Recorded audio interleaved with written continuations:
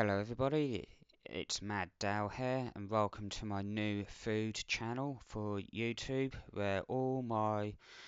this is where all my cooking videos, VODs from any cooking streams that I do, and my food reaction and review videos are all going to be on this channel. This is my first reaction video and we're going to be reacting to Jamie Oliver's Easy Prawn Curry.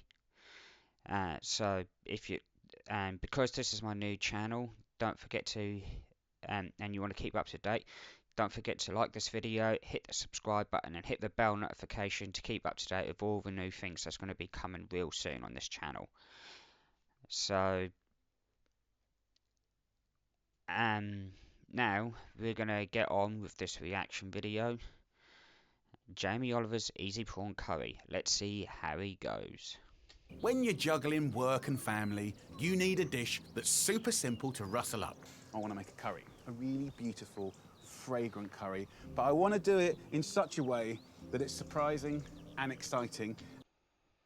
It'd be an exciting surprise if he doesn't screw this up. And do you know what? It's just a handful of ingredients, right? I've got ginger, garlic, chili. There's always an onion or that family in the house. And then yogurt, rice, standard stuff. In the freezer, I always have sustainable prawns. He's going for frozen prawns. This guy's always telling people to eat fresh, and he's going for frozen prawns. Okay, if frozen prawns is all you can get, fair enough.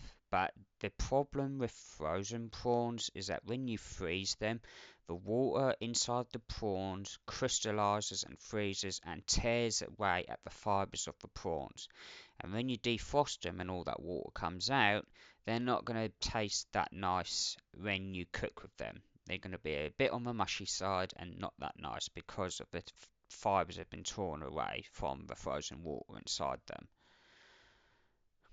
And secondly, I hope he's defrosted them at room temperature, because if you use the defrost mode on the microwave, what you tend to find is that it starts cooking the outside while the inside is still frozen, and then the food ends up being spoiled. That's why I never use the defrost mode on the microwave. I always let things thaw out or defrost at room temperature. It may take hours, but it is the safest way. These I've just put in a bowl of water for 5 minutes, defrosted them. They're fantastic. So I'm going to do an amazing rice cake, right? It's going to blow your mind. So 1 builder's mug of basmati rice into a pan, and then 2 of the same mug of water right up to the top. He correct. That is one way of cooking rice. 1 cup rice, 2 cups water. So you just double up the water from what you use on the rice. So if you use 2 cups rice, 4 cups water, so on. Another way of cooking rice that some people do is they put the rice in the pan and they put their finger in, so the tip of their fingers on top of the rice, and they fill the water up until it reaches their first knuckle on their finger, and then they cook the rice from there. Some people use a rice cooker. I don't like using those kind of things. Like the rice cooker, I don't like to use anything like that. I prefer to do it the old-fashioned way with water in the saucepan. But each to their own, you know, each to their own. So in we go. Get that on full whack. Super easy. Season it with a little pinch of salt. So bring this to the boil, cook it for about 10 or 12 minutes until the water's cooked away. And when it has cooked away, turn it down to low for 5 minutes. Then it will go crispy and golden. Super simple. Let's get on to the curry. Take 4 cloves of garlic and finely slice it. And we're on to the curry pan. Put some olive oil in there and then... No. Olive oil. What is this guy and his obsession with olive oil? Asian countries don't use olive oil. Olive oil is more a European thing, especially across the Mediterranean. Asian countries, they don't use olive oil. They use a different oil. They don't use olive oil. Go in with these wonderful, fragrant ingredients bit by bit. So garlic in, so about 1.5. He's just chucked the garlic into the pan. There's nothing wrong with that. But the thing is with garlic, it can cook really quickly. especially when added into hot oil.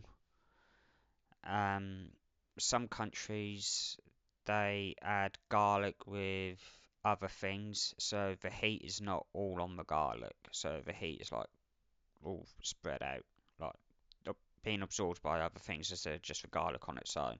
Because if it's the garlic on its own, it can you can overcook it and then end up burnt, and then it doesn't taste that nice. Chilies, always check how hot they are because they can catch you out every now and again. He correct about the chili. Some chilies are hotter than others, so when you're using chili, it's always best to know what chili you're using and how hot it is. But he's only using 1.5 chilies. If anybody has seen his Thai green curry, he used only 3 green chilies. You need at least like about five, at least 5 green chilies per person that you're cooking the curry for. So if you're cooking it for say like 4 people, you use at least 20 green chilies. When he did his Thai red curry, he only used 1 red chili. I think this guy is alert. It doesn't like spice. I think he's a weakling to when it comes to spice and heat and spices. Nice thumb-sized piece of ginger. Just get a little spoon and scrape the skin off. And then just Thumb-sized piece of ginger. How big are you? How? Who has a thumb that big? finely slice the ginger, just nice little chunks like that. So that goes into the pan. You don't need to use all that amount. I only use a small cube, and then I finally slice it up into sticks, just like he's done there. But he's used a like biggish bit of ginger, so you don't even need to use all of that because ginger can actually be quite strong and pungent. And look at this, look, the garlic hair, look right there. It's gone brown and it's going darker. That means he's cooking the you know what out of it. And look at the colours. Give that a little toss. And then spring onions. Just cut one bunch into like 2 centimetre chunks. Sprinkle that in. No, Right, no, no. You save the green bits for the garnish. The white bits, yeah, chuck them in and cook with them. But the green bits you save as the garnish. Come on. we're going to go in with a good friend, right? Mango chutney. You want a couple of... Did he just say mango chutney? Sprinkle that in. Right, then we're going to go in with a good friend, right? Mango chutney. You want a couple... Mango chutney in prawn curry? He is the only person I've known to use mango chutney in cooking. Mango chutney is a condiment. You use it for like dipping things in, like samosas and that. Or if you went to an Indian restaurant, you ordered a curry and it's a bit on the hot side for you and a bit too hot for you, just ask for a bit of mango chutney and just put a spoonful of it onto the side of your plate or into your curry that's on your plate. Mix it round. It tones this curry down for you because of the sweetness of it. But he's using one to 1.5 chilies, and now he's adding something sweet into it. So that is gonna counter or cancel the heat and the spice from the green chilies. Couple of I nice mean the red tablespoons chilies. going in there. So, if you look at the rice, the water's now gone. You've got the little holes cooked. here. And now we turn it down low. 5 minutes, don't rush it. doing rice cake? And you'll go from standard rice Not to rice cake. So obviously not the proper way how they do rice cakes, but this is Jamie Oliver. I'm just going to steal half of this into here, and then about 150 mils of water, and this will make... He's diluting it now with ice water. That's going to stop the cooking process, but the water is going to dilute all the flavour out of it. Make the most incredible sauce. What?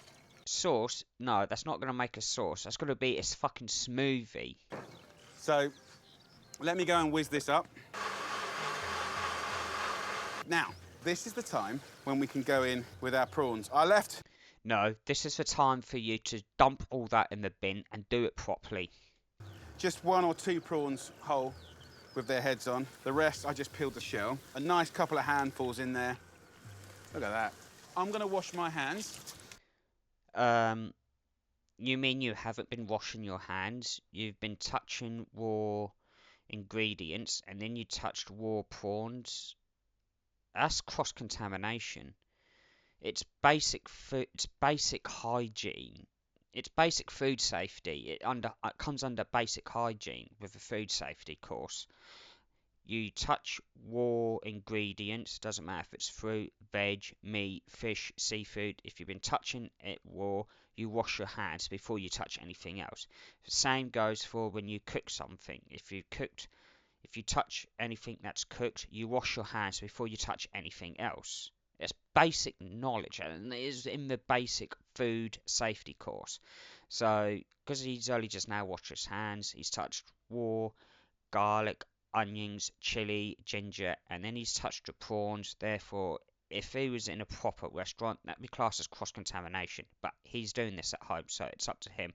But in a restaurant, it would be classed as cross-contamination. So, the sauce goes in now. Sauce, it's a smoothie. It's a Couple of minutes, and smoothie. that's good. So just take your rice and then just flip it like that. Can you see how crispy that is on the top? Right, the sauce. Turn the heat off here now. The sauce, I thought you added the sauce, or what was supposed to be the sauce. And then about 150 grams of yogurt like that. Why is he adding yogurt into it? He hasn't added any ground spices or anything to it. Oh, 1.5 red chili. And that's not going to do shit with everything. And the water's diluting it all down and that. So what's the point with the yogurt? Just give it a little shake and just pour.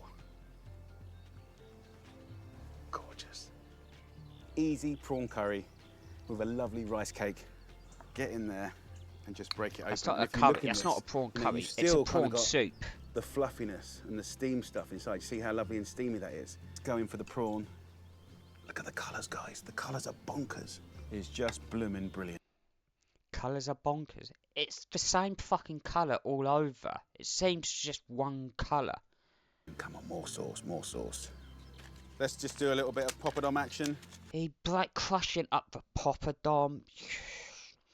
Okay, I know poppadoms are big, but the whole point of them is you break it into a smaller bit and then use it to scoop up the food, just like you would do with prawn crackers.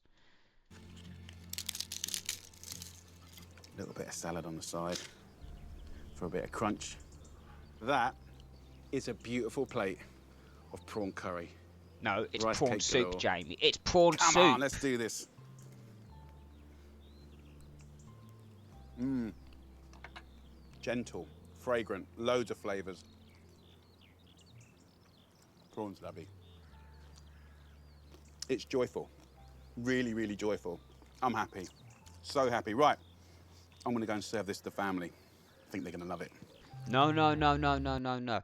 Don't serve to your family. Put it in the bin and stew it all properly. Ah. No ground spice. Too much ginger. He added yogurt into it. Yogurt, if you want to put yogurt onto it, fine. Or if you want to make the sauce more creamy, fine. But at least have spices in it. He didn't use any spices at all, apart from ginger. And the 1.5 chili. That's not going to do shit. So there's no ground spices in it, or anything. He diluted half of what he'd made up. He diluted half of it and turned it into a smoothie. And then when he dished it up, it was more like a thick soup. That's not a curry.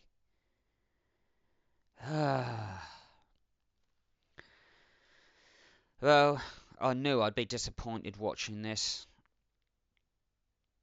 I'll tell you what, if this channel gets 1,000 subscribers, right, I will do a prawn curry from scratch and I will do it on a live stream as well. So you could all see me do a proper prawn curry from scratch with all fresh ingredients as well. How's that? I hope you enjoyed this video. Don't remember, if you like what you see and you want to keep up to date with more reactions or any of my cooking videos and that, like this video, hit the subscribe button and put the bell notification on. Until next time, I shall see you all later. Stay safe out there and bye bye.